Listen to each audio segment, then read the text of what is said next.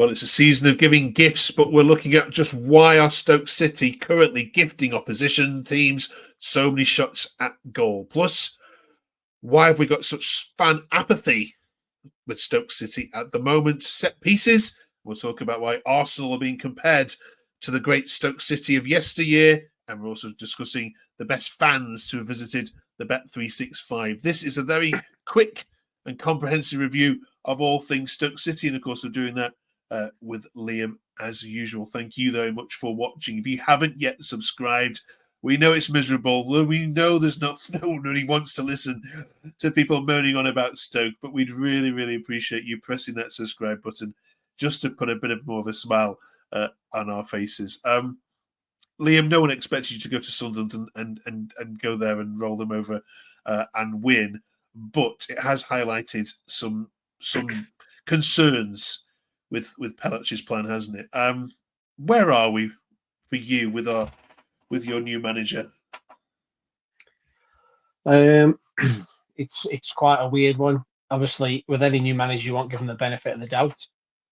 But with how Schumacher was sacked, he had to come in and start well. 3 wins so far in 15, and we are taking on at least probably averaging 20 shots at our goal a game. Now, I'm being told by other Stoke fans that I'm missing the point here, that we mark the space now, we don't mark the man, so all the shots are coming from far out angles. But then we've also got our keeper who's the best performing keeper in the league. And the space that we're marking isn't putting the ball in the net, is it? The opposition who's standing on the edge of the box slotting one home is. So he's playing a very defensive system with a group of players who haven't got a defensive bone in the body. The highlight for this was the Sunderland goal. Well, an example of this is there's Wilson on the ball there. This is obviously a minute after you scored as well. I'm not a defensive coach here, Liam, but you look at that picture and there's something so obviously wrong with it. So any coach in the world would say to the players, you never, ever let any player get a shot away from that position, surely? Well, this is apparently the point I'm missing is that Tom Watson, if you look at it in the we mark the space model, is not in actual anybody's area, and they won't go to him until he gets in this certain area. Now, for me, that is a bloody big area where he can get a shot from there. Like I say, none of them have got a defensive bone in the body. Seko and Moran are behind him. Neither of them two won't get back. Moran's a number 10 playing centre midfield. Seko, as good as he's been, is tenacious. He's a ball-playing midfielder. Phillips should have come out and gone to his man. Shamadou stood there with his hands in his pockets. It's the same every week. Yeah. And worryingly, the stats that you talked about before, we highlighted it this week as well. There's only Plymouth which are giving oppositions more shots now on goal. And we know where Plymouth are. Look which company you're keeping there. Plymouth, exactly. Portsmouth, Oxford, Luton, QPR. They're all relegation threatened teams. So we know which way this is heading, unfortunately, if this continues, don't we?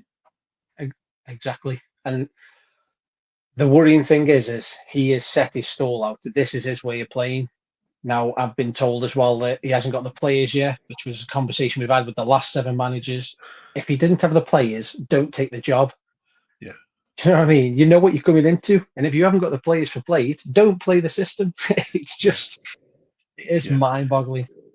Our Millwall fans would say this is exactly the issue they had with Joe Edwards last year, that he came into a Millwall side which only knew one way of playing and tried to create this very pretty football. It didn't work and nearly got them relegated. And here we are, very similar again. Great ideas that you have, but you've got to have the players to be able to do it.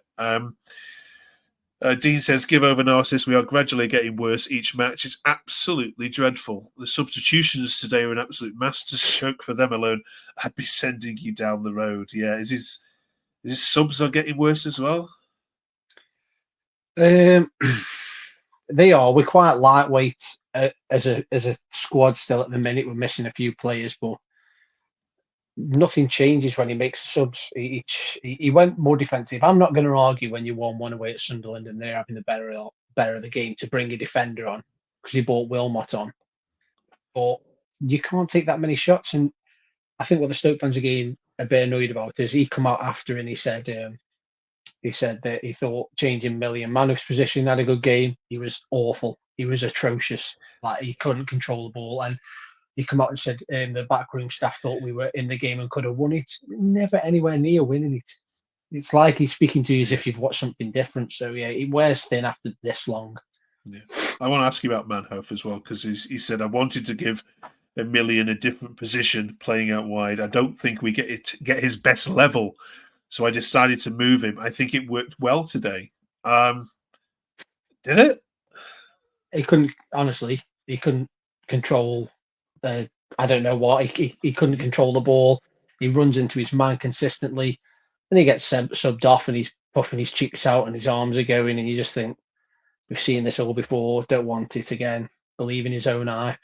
And I had a conversation with a Stoke fan on Twitter, and he's saying, well, he's young, he's learning. This lad's played over 100 league games between Holland and here. He's a Dutch under-21 international who's playing for him consistently. He can trap a ball. It doesn't matter where he's playing. Yeah. We'll leave the Sunderland game aside for a second. We don't play Luton this week. They aren't having the best of times of it as well, and their fans are fed up with their manager. So you can kindred spirits. Yeah, you swap him, which is swap for Edwards. More worrying for me as a neutral, and we're going to bring up one of your tweets here in a second. But it was echoed, Liam, around the Stoke Twitter base, and it was RMB72 who said it first. We look dreadful. I felt like I was wasting my time watching it in the comfort of my living room. Can the season end now? And here's your one that says, I don't know how to describe it other than whenever you watch Stoke play, it feels like you're wasting your time. It feels like you could do something better with your time. Football should be what you look forward to. 10 men sat in their own half, still facing 20 shots is an absolute joke.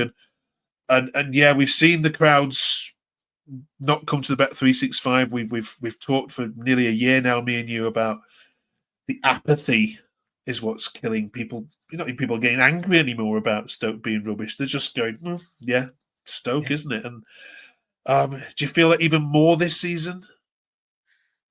Yeah, and I'm going to put it on Walters' shoulders a bit. Not everyone was enamoured with Schumacher. I wasn't overly enamoured with him, but I thought he was doing a decent job all in all. Now, obviously, something must have gone on. So to change it, and then I also tweeted that Walters said that we got a young, hungry attacking team and we want a manager who brings that out of them.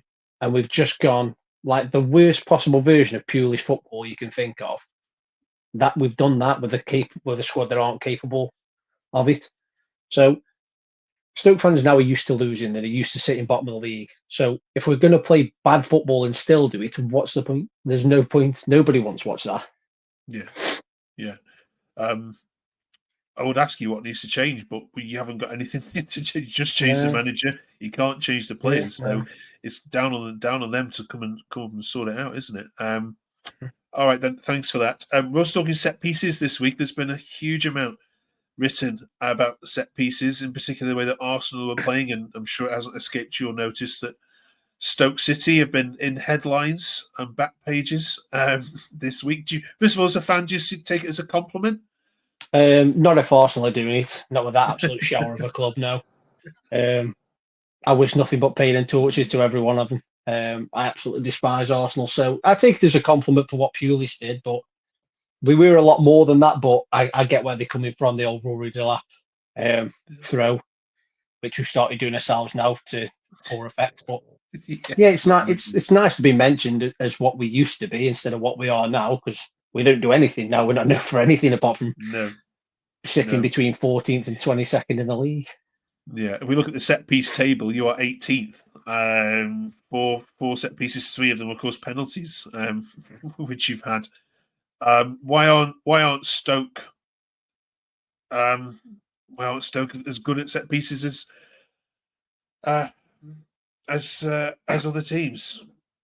I don't know, because he says he puts a big onus on them, and I know we have scored set pieces weirdly against Derby and Millwall, which are the two better sides at it, but you never really get a corner expecting anything from it. It's more living in hope, really. So I don't know what we do. I don't know what we train. I think we're just a poor team, and worse since Pelach has come in, sadly.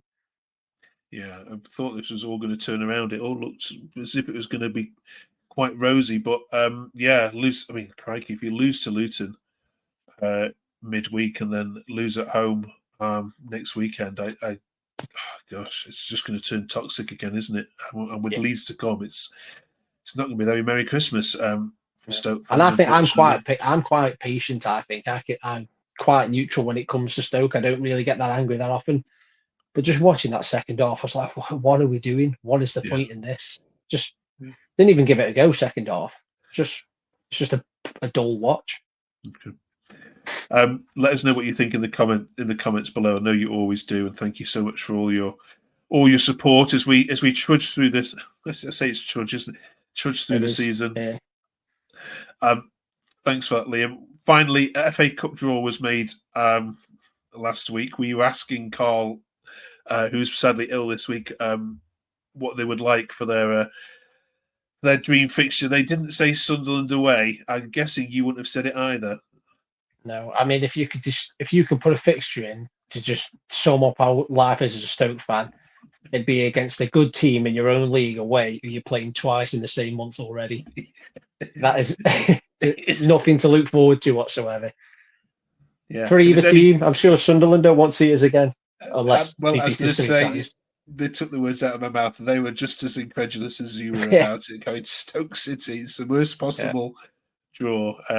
So you'll get to we'll play Sunderland twice more before mid-January. Also, we're asking about best fans. It's Christmas, so we're giving a bit of Christmas cheer if we possibly can. Asking you straight, who are the best fans to have visited? I nearly said the Britannia then. God, if only it wasn't the Britannia days. Bet365. I think it's going to have to go to Portsmouth now. A lot of their support was in jest towards the end, but it was a midweek game. They bought a decent amount and they stuck with the team when we beat them 6-1, and can't really ask for more than that, can you? So yeah. That feels like a lifetime ago, doesn't it? That's 90% of the goals we've scored this season. Okay. All right. Thanks so much, Lee. Let us know in the comments below whether you agree with that. Fingers crossed against Luton, and I hope you beat Cardiff. Because it just couldn't get any worse, could it? If we beat Cardiff. Good luck then. In the words of Miss McCarthy, it could. It could. Yeah. All right. See you next week. Thank you.